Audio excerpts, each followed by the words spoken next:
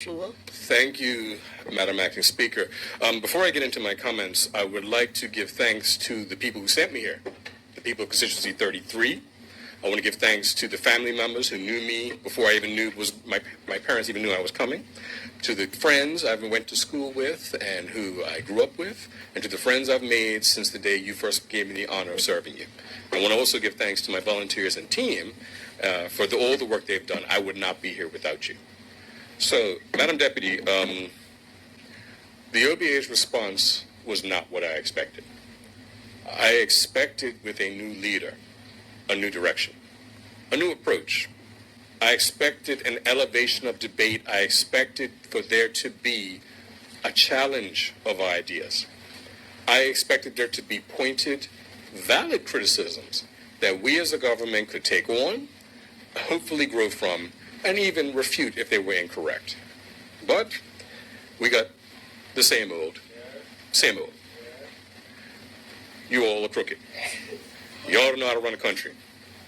You all friends and family. I've heard this before in a bunch of different voices. The same thing. It's the same song over and over again. You can't, you are, you're this, right? I mean, they might as well say, your feet stink, your mama dresses you funny. Because it's been the same song we've been hearing. Now, I have seen the masquerading of having a social conscience in previous throne of speech replies, under previous leaders. And I've seen the pattern of the One Bermuda Alliance of having suddenly discovering a social conscience in opposition, but earning power and suddenly losing it. So I know them very well, but what was really interesting, I was struck by something because I said I wasn't going to spend much time on the opposition's response. But there was something that struck me that I felt needed answering, Mr. Acting Speaker, back in the chair. From the reply, and I quote, "We in the One Bermuda Alliance constantly speak with people who are afraid to express their opinions about the government for fear of retribution. How ironic that in 2023, the fear of political retribution of the 20th century is still going strong. Entire companies, stakeholder groups, industry groups, and others must whisper their opinions out of fear they will lose permits or other documents needed to remain active and successful." That's their quote. That is their quote. Now I would like to counter that with another quote from one of their vocal supporters on the Royal Gazette. And they said, not a month ago, these words: "To be fair, it doesn't matter how educated a PLP MP is. If he or she is looking for a job, I wouldn't hire them." That is the true face. Up here, we see the smiling face. But that is who you vote for these guys, that's who you get. You get the people in the Royal Gazette comment section referring to you as sheeple, Kool-Aid drinkers, uneducated. Now, Mr. Speaker, the honorable member from constituency number 2 took a seat, spoke about our shared history in another dead, unlamented organization. And I went through the experience of people telling me, you will never work in this country again. And just 3 days ago marks 11 years since I've worked in my field in this country. And you know what? I appreciate the denial of opportunities. I appreciate the nonsense I'm going through. Because you know what? I had the opportunity to go elsewhere and learn things I never would have learned working for one of their people. I had the opportunity to get skills I could bring back to my country. So as your little comment section people mocked me for being a security guard and continue to do, I was sitting up nights as a security guard writing the messaging that helped destroy the One Bermuda Alliance government. I was teaching myself how to do graphic design because the party didn't have any money so that I could put out flyers to help bring down the One Bermuda Alliance. So joke's on you, security guard took you out. But now, I want the public to not be misled. Anybody can exploit pain and misery for political gain. But if you have not lived it, a parrot can speak words, but does it know what it's saying? Does it have empathy? Does it care? That is the question that people ask, and people must ask, because there are those on the other side who live it every day. And it's not a matter of something to be exploited or milked for political gain. It isn't, because it's real. And so the parrots may speak the words, but do they have the feeling in their heart? Our government Mr. Acting Speaker, is not above criticism. Heck, I've been one of the biggest critics, both internally and externally.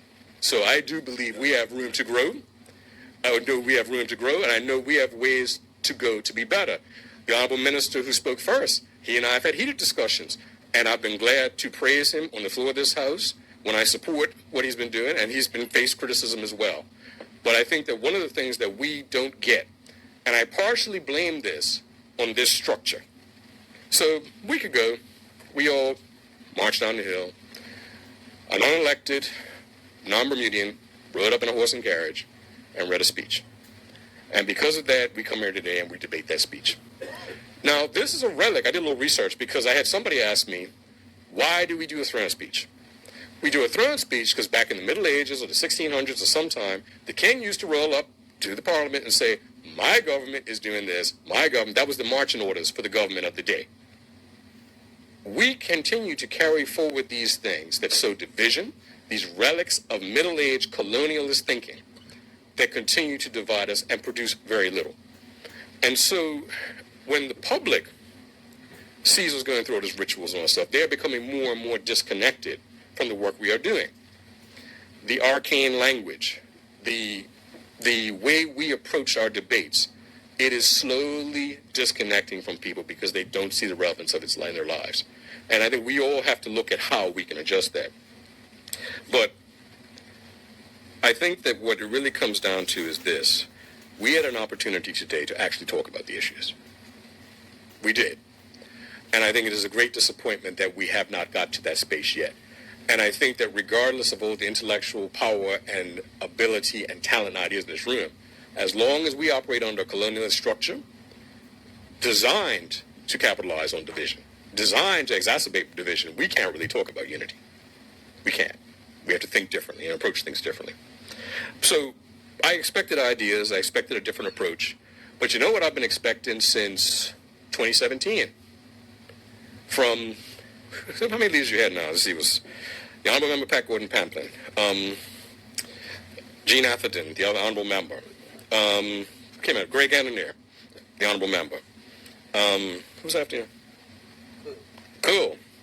So from all five, we have heard, I expected one thing that I've never heard from them. I've expected an apology. And here's the thing, right? When we lost in 2012, in the first speech that Honorable Member Mark Bean did as opposition leader, he apologized from the lessons we learned from the defeat. That was the first thing he did in his throne speech reply. Now, we didn't have an apology, and we still haven't heard an apology, for economic policies that saw non-Bermudian jobs grow while Bermudian jobs fell. We haven't heard an apology. We haven't heard that we've learned from that, and if we get an opportunity, we will do better. All we've heard about how great a job they did, and somehow you silly people don't understand it and won't vote for us. Not necessarily from these members, but from the people, some of the people they represent. You're going to apologize for anti-Bermudian policies, like trying to give the rights to guest workers' children to compete against my children for jobs and opportunity.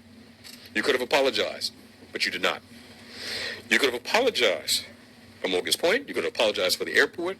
You could have apologized for pepper spraying seniors, but you did not, and you have not.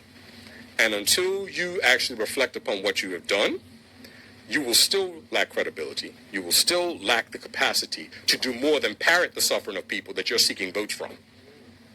Because trust and believe, I know the real face of the OBA, and it's not sitting in this chamber. Okay?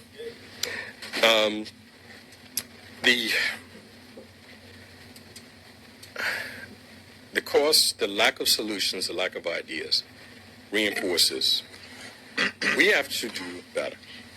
And if you cannot come to this chamber with ideas and solutions, it's no wonder you're struggling to find candidates in all your seats. It's no wonder that your candidates complain to me about everything that's going wrong, and people are still saying this, I'd rather stay home. Bring me back to the... I'll take you right there, Mr. Acting Speaker. But let's talk a little bit about this, the cost of living.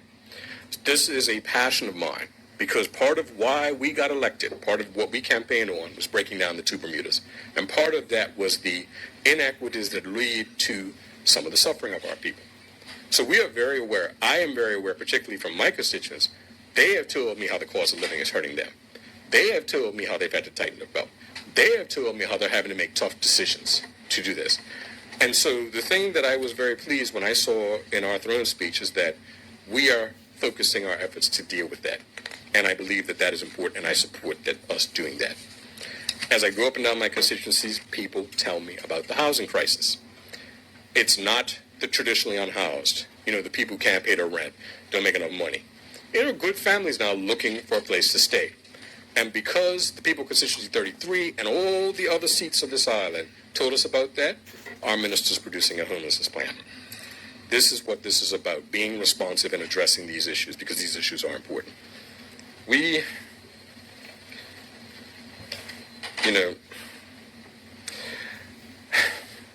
Mr. Speaker, one of the things that I found a great source of frustration since COVID is workers who are being exploited, all sorts of ways, but who are afraid, not because of their work permits or their documentation, they're afraid of their livelihoods, and are forced to accept injustice.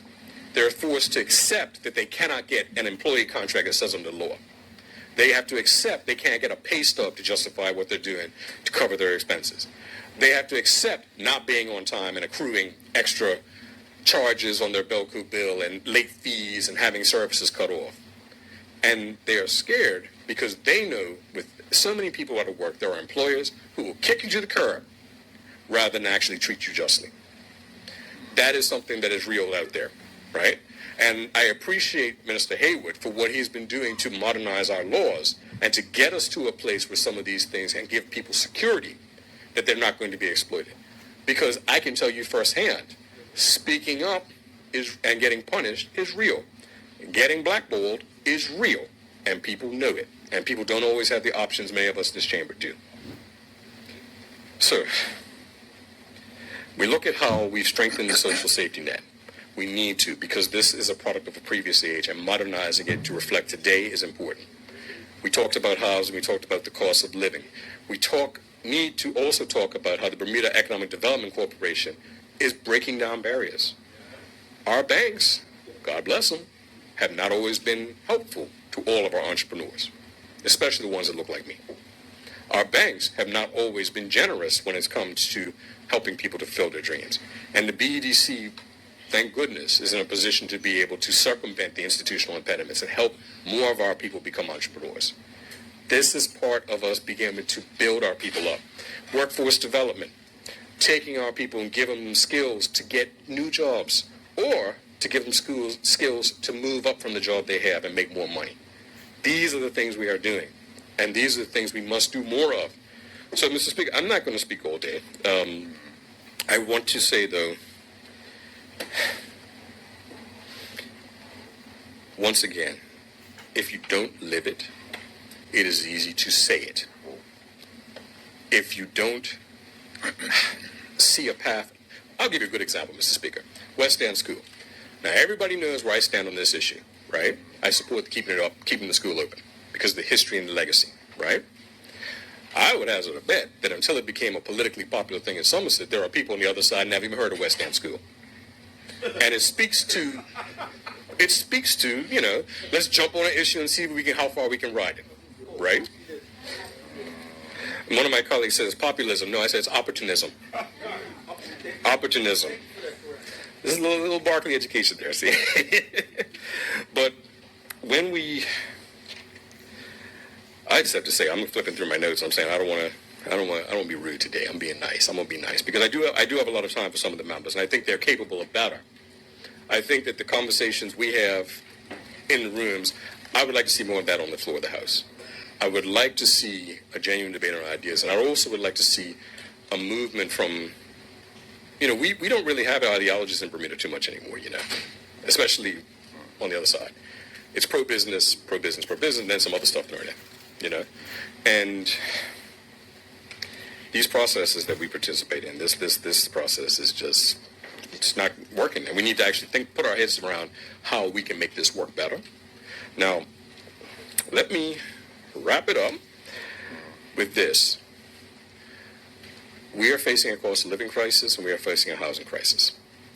If your greed is contributing to our cost of living crisis, you need to stop it for the good of the country. If your selfishness is contributing to our cost of living crisis and our housing crisis, you need to stop it for the good of our country. If your racism and your anti-Bermudian mindset is contributing to our cost of living crisis, to our housing crisis, you need to stop it for the good of the country. Mr. Speaker, we're out in our communities and we're talking to our people. And because my constituency in C33 have told me you need to deal with the cost of living, I and my colleagues in the backbench are going to push the government and continue to support the government in addressing the cost of living, because we have to deliver on that, because it's our supporters who are affected.